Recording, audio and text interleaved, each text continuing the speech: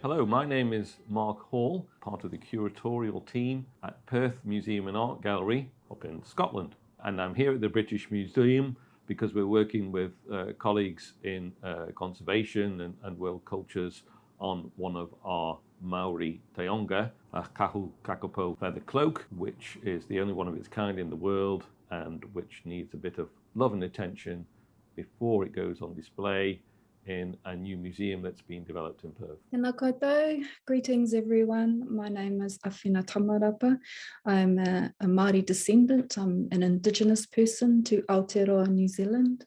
My tribal affiliations are Ngāti Kahungunu and Ngāti Rūnui.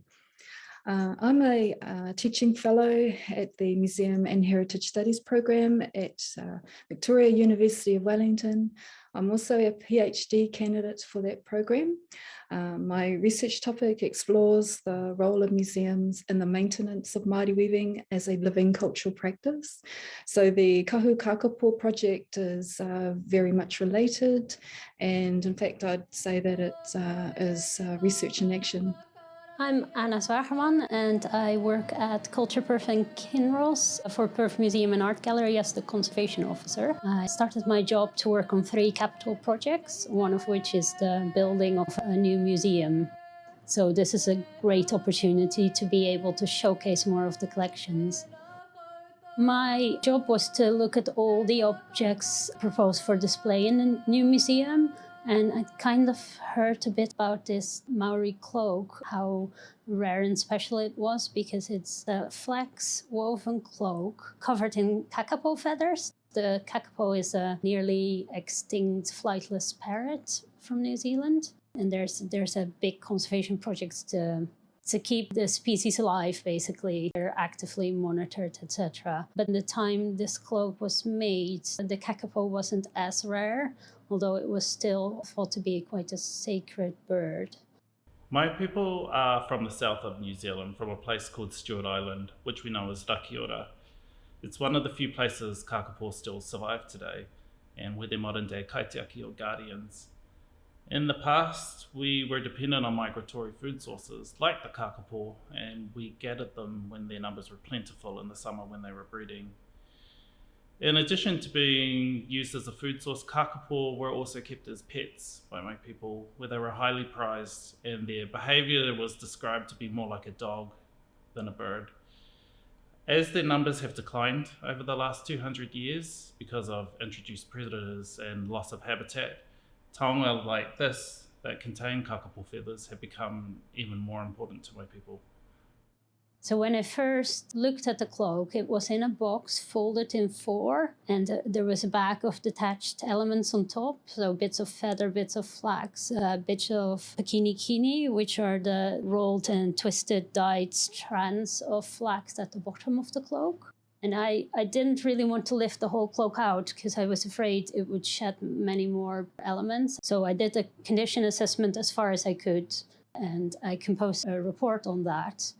And I sent it to a remedial conservator who specializes in feather conservation. Now she got back to me to say that the expertise in feather conservation lay with the British Museum. So I approached the British Museum, who were very interested in a partnership project. 2 conservators from the British Museum came up to Perth in July 2019 to assess the full condition. So that was the first time I saw the cloak laid out fully. And it was in surprisingly good condition for its age. They did a full condition assessment and wrote a report as well as a treatment proposal of how we would treat the different elements. The knowledge exchange is that a conservator from another museum can come to the British Museum and develop their skills in conservation by working collaboratively with conservators at the British Museum. So I'm working with 2 conservators on this project. So Misa's devised a lot of the treatments that we are doing on the feathers and pakini, whereas Nicole has devised a treatment to stabilize the structural damage to the weaving of the flax and is focusing more on the mounting process, how we will physically mount the cloak. We are also in conversation with a cultural advisor in New Zealand, And we have set up a hidden Facebook group to consult with Māori weavers and show them details of what we are doing and explaining the process. And it's been really well received so far. We're getting a lot of questions. People are very enthusiastic about the work.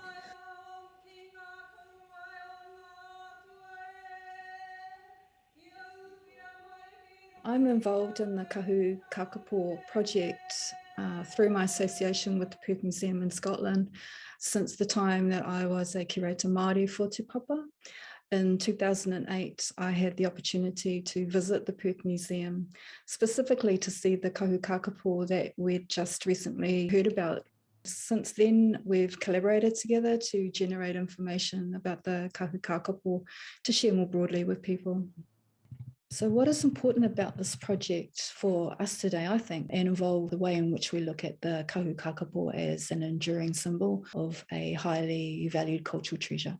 Kahu kākāpō symbolises Māori ways of knowing and being, which is enacted by Māori.